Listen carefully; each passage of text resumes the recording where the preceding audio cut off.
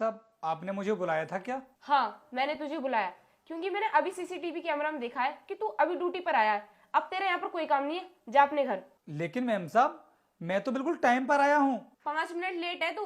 पूरे 10:05 हो रहे हैं और तू कह रहा है मुझसे कि मैं टाइम पर आया हूँ। लेकिन मैम साहब, 5 मिनट कौन सी बड़ी बात है? 5 मिनट तो ऐसे ही हो जाते हैं। और वो मैं रास्ते में आ रहा था तो थोड़ा बहुत ट्रैफिक मिल गया था, इसी वजह से 5 मिनट लेट हो गया। तो कौन सा बड़ा इशू है? तू मुझे एक बात बता, मैं यहाँ की मैनेजर हूँ या फिर तू, जो तू मुझे इतना ज्ञान दे रहा है? मैम साहब, मैनेजर तो आप ही हो यहाँ की। तो फिर क्यों इतना बोल रहा है? जब मैं तुझसे कह रही हूँ कि तू 5 मिनट लेट है तो मुझसे जुबान क्यों लड़ा रहा है? देख, तू जो अभी लेट आया है इसके पैसे मैं तेरी सैलरी में से तो कट करूंगी, और हाँ, अगर तू मुझसे ज्यादा जुबान लड़ाएगा तो मैं तुझे नौकरी से भी निकाल दूंगी। नहीं नहीं मैम साहब, आप मुझे नौकरी से मत निकालना। मैं वादा करता हूँ आपसे कि आगे से कभी भी लेट नहीं आऊँगा। मैं हमेशा टाइम पर आया करूँगा। ठीक है, अब मुझे जो भी करना है मैं वो करूंगी, तू जा यहाँ से।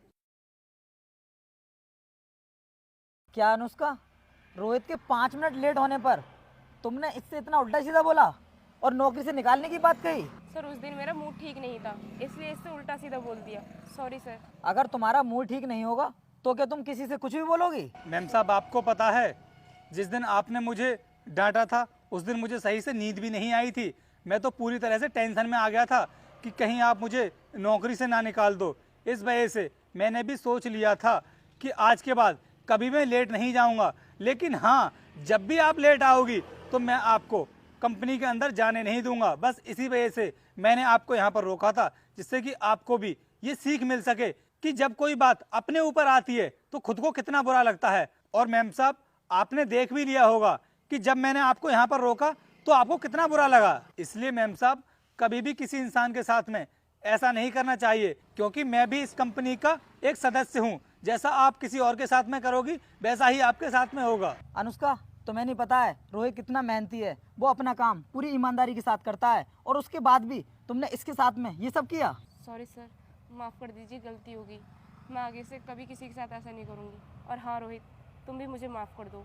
मैम साहब, मैं कौन होता हूँ आपको माफ़ करने वाला, क्योंकि आपके सामने मेरी तो कोई औकात ही नहीं है। लेकिन मैम साहब, मैं आपसे एक बात ज़रूर कहूँगा कि कोई भी इंसान छोटा हो या बड़ा हो, इज्जत तो सभी की होती है।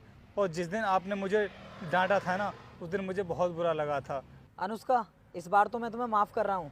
अगर आगे से किसी के भी साथ में तुमने ऐसी गलती करने की कोशिश की ना तो मैं तुम्हें माफ़ नहीं करूँगा, जॉब से फायर कर दूंगा। याद रखना। जाओ, जाकर अपना काम करो। ठीक है रोहित, उसने तुम्हारे साथ में जो भी किया उसे अपनी गलती का एहसास हो गया है। तुम अपना काम करो, मैं चलता हूँ। ठीक है सर।